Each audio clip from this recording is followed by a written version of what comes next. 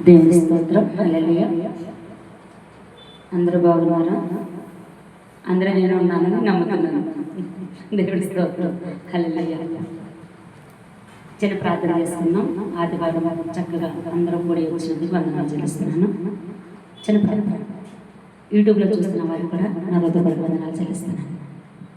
పరిశుద్ధుడు, ప్రేమగల మా తండ్రి, దయగల మా దేవ, మీరు మాతో మాట్లాడుతున్న మాటను బట్టి అయ్యా, కంచులో రాళ్ళో కాక మంచి నెలలో ఫలించినట్టు సహాయం చేయమని, ప్రతి ఒక్క హృదయంలోని తండ్రి ఫలించాలని, జరిగేది జరగబోయే ముందు వర్తమానం మీరు అందించిన దాన్ని బట్టి మీకే చెల్లిస్తున్నాను తండ్రి. ఆమేన్. అపొస్తలుల కార్యము 16వ అధ్యాయము 24వ వచనం చదవండి తల్లి. అతడు అట్టి ఆజ్ఞను పొంది వారిని లోపలికి చెరసాలలోనికి త్రోసివేసి వారి కాళ్ళకు బండ వేసి బిగించెను.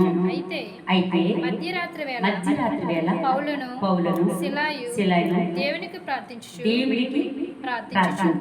కీర్తనలు పాడును ఉండేది. ఖైదీలు వినుచుండిరి. ఇక్కడ మీరు అందరూ కూడా ఆలోచించాలి. అందరూ కూడా నాకు చూడండి. ఖైదీలు చెరసాలలోకి వెళ్ళారు. ఎవరమ్మా? ఖైదీలు చెరసాలలోకి వెళ్ళారు. ఆ ఖైదీలు ఇద్దరు పేర్లు ఏంటి? పౌలు, శీల. ఈ ఖైదీలు ఇద్దరు పేర్లు చక్కని పేర్లు మీరు విన్నారు. పౌలు గారు, శీల గారు. వీళ్ళిద్దరూ కలిసి ఎక్కడికి వెళ్ళారు? చెరసాలకు వెళ్ళారు. చెరసాల్లోకి వెళ్ళిన తర్వాత వారు ఏం చేశారు? చెరసాల్లోకి వెళ్తే కష్టమా మంచా? కష్టమే. ఈ కష్టంలోనే వారు ఏం చేశారు? ప్రార్థన చేశారు, పాటలు పాడారు, కీర్తనలు చదివారు.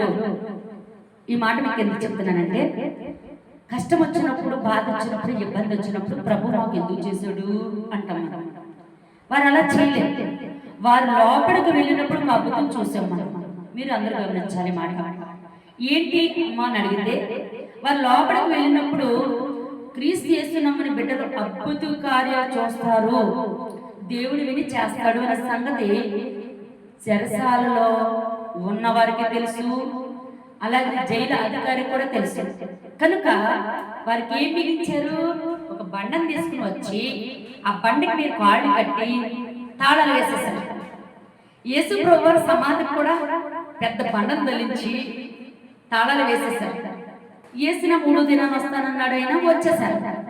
ఇక్కడ వీరు కూడా చెరసాల్లో ఉండి వీరు కూడా బయటకు వచ్చేస్తారని తెలిసి, ఎందుకంటే దేవుడు అంత గొప్పవాడని తెలిసి, భగవంతుడు మనకి యేసు ప్రభువాన్ని మనకి డస్ట్బిన్ గా ఇచ్చిన దేవాన దేవుడు శక్తిమంతుడని తెలిసి వారందరూ ఏం చేస్తారండి?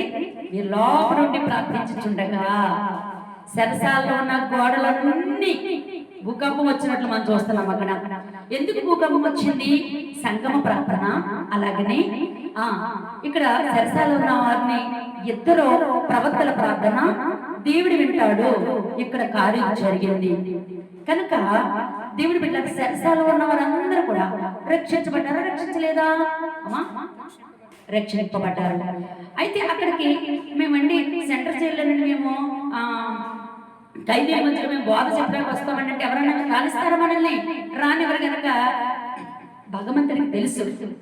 అందుకని వీరిద్దరిని పంపితే మంచిది అనుకున్నారు, పంపించారు. వారి ప్రార్థన విన్నారు.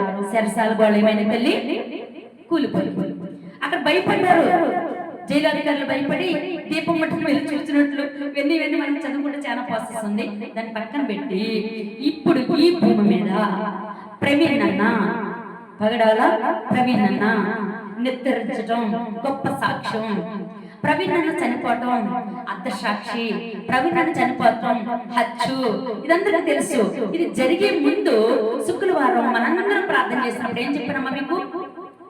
ఒక చీకటిలోకి వ్యక్తులు లాక్కుని వెళ్ళిపోతున్నారు. ఎత్తులు లాక్కుని వెళ్ళిపోయినప్పుడు చీకటిలోకి ఒక చెట్టు బయటకు వచ్చింది. ఆ చెట్టు ఎలాగుందంటే ఆకులు లేవు. చెట్టు నిండా కాంతి గల సూప్లేట్లు కాంతి లైట్ గుడ్లు. చెట్టుకు ఒక కోట్ల కోట్ల కోట్ల కోట్ల అంటుకుపోతున్నాయి. వచ్చేసి ఒక చూడండి ఏంటంటే అగ్గు పురుగుల్లో వచ్చి అంటుకుపోతున్నాయి. ఆ చెట్టు చాలా విస్తరించి మన మందిలో అలా ఇలా తిరిగినట్టు చూసినంత దూరం కనిపిస్తుంది, ఏమి జరగబోతుందో భూమి మీద నాకు అర్థం అవ్వట్లేదు అని మీతో చెప్పానా లేదా అమ్మా? చెప్పడం జరిగింది. ఆ తర్వాత అన్న నిద్రించడం జరిగింది. అయితే అన్న తాగేశాడు, నిజమేనా అని అడిగితే అవన్నీ మనం పక్కన పెడదామండి, అవన్నీ కట్టుకథలను అందరికీ తెలిసింది. అయితే ఏ కథలైనా ఏం పర్వాలేదు, కానీ అన్న నిద్రించడం మాత్రం గొప్ప సాక్ష్యం అని నాకు నమ్ముతున్నాను. ఎందుకంటే ఈ భూమి మీద క్రైస్తవులు ఎంతమంది ఉన్నారో తెలియపరచబడింది. ఇంకా లోపల ఉండిపోయిన వారు కూడా బయటికి రండి బాబు. ప్రతి ఒక్కరూ కూడా చూడాలని ఆశతో దేవుడు చూస్తున్నాడు. చిన్న చిన్న సంఘాలే కాదు, పెద్ద పెద్ద సంఘాలు కూడా మనం అందరం కూడి మనం ఎంత జన్మనామా తెలియపరచబడాలని ఆశపడుతున్నాడు దేవుడికి తెలుసు. ఇంకా తెలియపరచాలని ఆశపడుతున్నారు ఆయన. అయితే నాకు అనిపిస్తూ ఉంటుంది, అన్న నిద్రించడం చాలా విచిత్రమని. నేను సర్జరీ చేయించుకుంటున్న సమయంలో చాలా వేదనతో ఉండేది.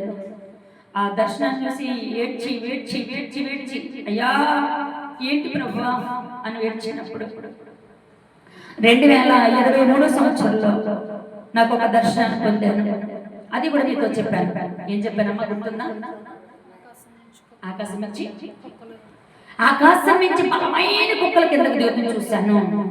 ఆ బలమైన కుక్కలు దిగినప్పుడు ఒక చెయ్యిని మాత్రం చూశాను, గొలుసు చూశాను, వ్యక్తిని చూడలేదండి. నేను స్వరం విన్నాను. ఏం చెప్తున్నాడంటే ఆయన, అమ్మా పాపాత్ముల రక్తమున నాకడకు నేను కుక్కలు పంపించుతున్నాను అన్నప్పుడు ఆకాశం నుంచి నేను కూడా ఎలా చూసినట్లు చూస్తూ ఉండగా భూమి మీద పాపం జరుగుతుంది, పెద్ద పెద్ద పాపం జరుగుతుంది చూస్తూ ఉన్నాను. ఆ పాపం ఏంటన్నది తెలియదు, కానీ విస్తరించిన జనాన్ని చూశాను, అర్థం కాలేదు. 2023 సంవత్సరంలో దర్శనం అండి ఇది.